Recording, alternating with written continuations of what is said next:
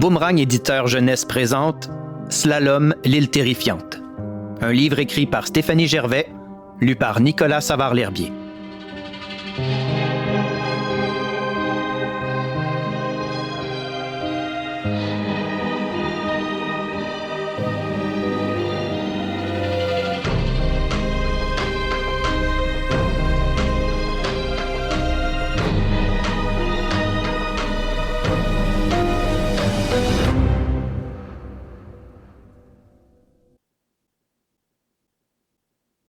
Chapitre 1. Enfin les vacances. Vendredi, 15h09. C'est la dernière journée d'école. Je suis assis à mon pupitre, comme tous les autres élèves de la classe. Mon sac à dos est prêt, plein à craquer. Tout le monde a les yeux rivés sur l'horloge numérique accrochée au mur. M. Fraser, le sourire aux lèvres, commence à faire le décompte. 10, 9, 8... L'ensemble des élèves de la classe lui emboîtent le pas. 7, 6, 5, 4, 3, 2, 1, 0! La cloche sonne, annonçant la fin de l'année scolaire. Quel beau moment! Je vous souhaite de merveilleuses vacances, lance notre enseignant, les deux bras dans les airs. Fous de joie, les élèves se ruent vers la sortie dans une cacophonie spectaculaire. Mes deux amis et moi, on attend quelques instants avant de se diriger vers le corridor. Une ambiance festive règne dans l'école. Les jeunes, heureux, chantent et poussent des cris d'enthousiasme dans les couloirs. Les enseignants souriants sortent de leurs locaux pour les saluer pendant qu'ils quittent l'école. « T'as pas la moindre idée à quel point je suis heureuse », nous lance Mia pendant qu'on marche dans le couloir en direction des escaliers. « On est enfin en vacances. J'ai tellement de projets pour l'été. »« Je suis vraiment contente, moi aussi », répond Annabelle. « On a passé une très belle année, mais les vacances, c'est les vacances. Ah, j'y pense. Avez-vous été accepté au camp de kayak de mer? Allez-vous pouvoir aller à Jolimer? » « Non, on n'a pas encore eu de réponse, dis-je en soupirant. On devrait le savoir d'ici 2 semaines. Ma mère m'a expliqué que le camp a reçu plus de demandes d'inscription que les années précédentes. Les responsables sont donc actuellement à la recherche de nouveaux employés pour se joindre à l'équipe habituelle. S'ils réussissent à trouver de nouveaux moniteurs, Mia et moi, on pourra participer au camp. Sinon, il va falloir attendre à l'an prochain. À ce propos, ajoute Annabelle, il y a un truc que j'aimerais vous dire. Ça fait un moment que je voulais vous en parler, mais j'hésitais. Curieux, je m'empresse de questionner mon ami. Pourquoi tu hésitais? De quoi s'agit-il? Il y a quelques semaines, un ami de mes parents qui possède un chalet à Jolimer sur le bord de l'eau est venu souper à la maison. Il nous a raconté une histoire très étrange à propos de cet endroit. Ça m'a frappé car je savais que vous aviez envie de participer à un camp de kayak dans ce coin-là. J'ai donc écouté son récit avec attention. « Ah oui? » s'exclame Mia, qui est fascinée par tout ce qui concerne les histoires bizarres et les phénomènes paranormaux. « Raconte-nous! » Annabelle nous regarde tour à tour, le front plissé, puis elle ajoute, hésitante en s'engageant dans l'escalier, « Eh bien, finalement, je ne sais pas trop si je devrais vous en parler. Si ça se trouve, il n'y a rien de vrai dans l'histoire de M. Robert. Faites comme si j'avais rien dit, OK? » Offusquée, Mia réplique aussitôt. « Oh non, tu nous feras pas ce coup-là, Annabelle. Cette histoire que tu as entendue nous concerne, je te ferai remarquer. On va peut-être passer une semaine complète à Jolimer, alors on va certainement pas faire comme si tu n'avais rien dit. On veut savoir. » « Oui, Mia a raison, dis-je avec sérieux. On t'écoute. » Annabelle soupire. « C'est bon, je vais vous raconter. Mais comme je vous le disais tout à l'heure, je peux pas vous garantir que cette histoire est vraie. Ce monsieur Robert, je le connais pas tant que ça, au fond. »« Allez, Annabelle, arrête de nous faire languir, » la presse Mia. « OK. Il nous a dit être parfois témoin de phénomènes étranges qui se produisaient sur l'île située juste en face de son chalet. Et je crois que celui-ci n'est pas très loin du camp La Pagaie. C'est bien le camp de vacances où vous vous êtes inscrit. »« Oui, c'est ça, mais de quel genre de phénomène parlait-il? » demande Mia. « Des bruits bizarres et des ombres fantomatiques scintillantes. » Mia s'immobilise dans les marches. Je m'arrête aussi, nerveux. Ainsi placé, on empêche des dizaines d'élèves qui se trouvent derrière nous d'avancer. Impatients, ceux-ci nous dépassent en nous poussant vers la rambarde. « Cette histoire est trop cool! » s'écrie Mia. « Si on est accepté au camp, je vais pouvoir mener une nouvelle enquête. » Je suis pas du même avis que mon ami. « Voyons, Mia, ne dis pas de bêtises. Si on va à ce camp, ce sera pour apprendre à faire du kayak, pas pour enquêter sur des fantômes. Et de toute manière, en matière de fantômes, on a eu notre dose l'an passé chez Annabelle. T'as certainement pas oublié la nuit d'épouvante qu'on a passée dans son manoir. » Mia esquisse un large sourire. « Mais non, je m'en souviens très bien. Je ne pourrai d'ailleurs jamais l'oublier, » ajoute-t-elle en faisant un clin d'œil à Annabelle.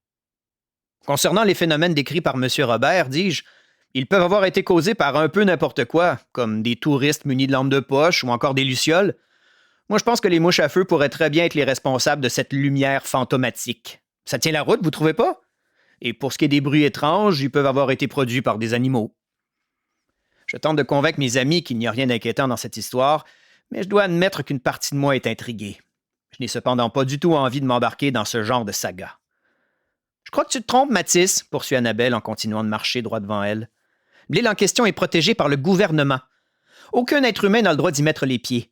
De plus, aucun gros animal n'y habite. Ça réduit donc la liste des explications logiques, tu ne trouves pas? Mia frissonne de manière très exagérée en s'écriant « En tout cas, moi, ça me donne la chair de poule !» Eh bien, moi, ça ne me fait vraiment pas peur, dis-je. Je crois toujours qu'il y a plein d'explications rationnelles à ce genre de phénomène. Bon, on change de sujet maintenant. Toi, Annabelle, tu pars toujours en voyage au Mexique? La jeune fille tape dans ses mains pour exprimer son bonheur avant de répondre en souriant. Oui, on part demain. Mes parents font les bagages en ce moment. Justement, je dois vite rentrer à la maison pour les aider. Je leur ai promis que je ne traînerai pas après l'école. Trop chanceuse, lance Mia. Je t'envie tellement. Tu vas nager avec les tortues, tu t'en rends compte? Oui, je sais, c'est vraiment cool. J'espère que tu vas nous envoyer des photos, reprend Mia. Et n'oublie surtout pas ton maillot de bain. Annabelle s'esclaffe. T'as pas à t'inquiéter pour ça. D'ailleurs, j'en apporte pas un, mais 3. Une fois à l'extérieur de l'école, Annabelle s'arrête pour nous dire au revoir. C'est donc ici que nos routes se séparent, les amis. Elle serre d'abord Mia dans ses bras, puis c'est à mon tour d'être enlacé. Bon voyage, lui dis-je tandis qu'elle part de son côté. Merci, et je vous souhaite de tout mon cœur d'être accepté à votre camp de kayak. Vous y tenez tellement, mais surtout, faites attention à l'île, on ne sait jamais. T'inquiète pas pour nous. Sois assuré que je vais garder l'œil ouvert, ajoute Mia. Bye! Annabelle s'éloigne. Ça va faire bizarre de passer plusieurs semaines sans la voir, me lance Mia. Depuis les événements de l'été dernier dans son manoir hanté, on était devenus pratiquement inséparables tous les 3. Ouais, t'as raison. Mais le temps va passer vite, j'en suis certain. On reprend notre chemin vers nos maisons. Le temps est plutôt gris. J'ai l'impression qu'il va pleuvoir. Soudain, je sens mon iPod vibrer dans la poche de mon pantalon. Je m'en empare. C'est ma mère, dis-je à Mia en m'immobilisant. Maman, l'école est enfin terminée. Bonnes vacances, mon grand? Mathis. Merci, maman, bonhomme sourire. Je suis très content. Maman. Vous êtes en route, toi et Mia? Mathis. Oui, pourquoi? Maman. Ça te dirait qu'on invite Mia et ses parents à venir manger avec nous ce soir? Mathis. Oui, ce serait super. Maman. Super. Je m'occupe d'appeler Evelyne et je te laisse en parler à Mia. Mathis. OK. Maman.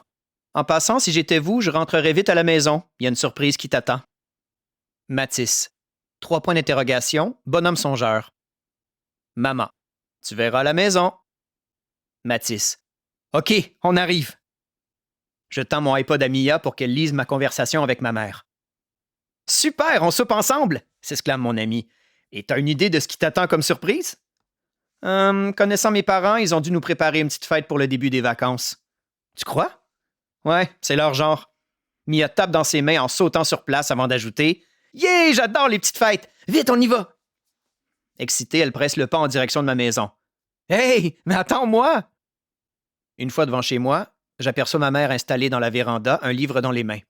Je cours vers elle en criant « Salut maman! Alors c'est quoi ma surprise? » Essoufflé, je laisse tomber mon lourd sac sur la pelouse. Mia m'imite quelques secondes plus tard. « Bonjour à vous deux, répond-elle. Donnez-moi un petit instant, je veux d'abord terminer mon chapitre. Ma mère se replonge dans son livre. Mia me regarde l'air ahuri. Je hausse les épaules en signe d'incompréhension. Je plaisante, reprend ma mère en se levant de sa chaise. Je ne vous ferai pas attendre plus longtemps avant de vous annoncer que j'ai reçu un appel tout à l'heure de la responsable du camp de kayak. Ah oui? Dis-je, les yeux ronds comme des billes. Et? Eh bien, j'ai peur que vous soyez déçus. Elle voulait m'annoncer qu'ils n'ont pas réussi à trouver assez de nouveaux moniteurs pour cet été. Ce ne sera donc pas possible pour vous de participer au camp à la mi-juillet tel que vous le souhaitiez. Ah, zut! S'exclame Mia, désappointée. J'avais tellement envie d'y aller. Je pouvais déjà m'imaginer en train de pagayer sur le fleuve. C'est sur la rivière Saguenay que t'aurais pagayé, Mia, pas sur le fleuve, lui dis-je. Mais c'est vrai qu'à cet endroit, elle est assez large et profonde pour ressembler au fleuve. Mais t'es sérieuse, maman? Tu serais pas en train de nous faire marcher, hein? Oui, mon grand, c'est la vérité, répond ma mère. Par contre, Une petite lueur de gaieté se manifeste dans ses yeux. Par contre, plusieurs jeunes de la première cohorte ont annulé leur séjour, ce qui veut dire qu'on vous offre la chance de participer au camp la semaine prochaine. Alors, qu'est-ce que vous en pensez? J'ai besoin d'une réponse rapide de votre part car je dois rappeler la responsable d'ici 17 heures afin de lui confirmer votre présence ou votre absence, selon ce que vous aurez décidé. Mia, j'ai parlé à tes parents et ils te laissent libre de choisir. Yeah! Crie Mia en sautant sur place. En ce qui me concerne, c'est certain que ça me tente. Et toi, Mathis? Je cours vers ma mère pour l'embrasser. C'est trop chouette, lui dis-je. C'est sûr que je veux. C'était ça la surprise? Oui, c'était ça, répond ma mère en riant. Ce soir, on se cuisine un bon repas pour fêter le début des vacances, et ce week-end, on ira magasiner pour acheter le matériel qu'il te manque pour le camp. Mia, tu dois rapidement communiquer avec tes parents. Eux aussi doivent confirmer ta présence au camp. Tu peux utiliser mon téléphone cellulaire. Une fois son appel terminé, Mia s'approche de moi et on se tape dans les mains, fou de joie. Chapitre 2. Une nouvelle angoissante. Dimanche 21h. Je suis dans ma chambre avec mes parents. Ils m'aident à finir mes bagages. Hier, au centre commercial, ils m'ont acheté des tas de trucs vraiment chouettes pour Nous espérons que vous avez apprécié cet aperçu. Pour continuer à écouter ce livre audio sur Google Play Livres, utilisez le lien dans la description de la vidéo.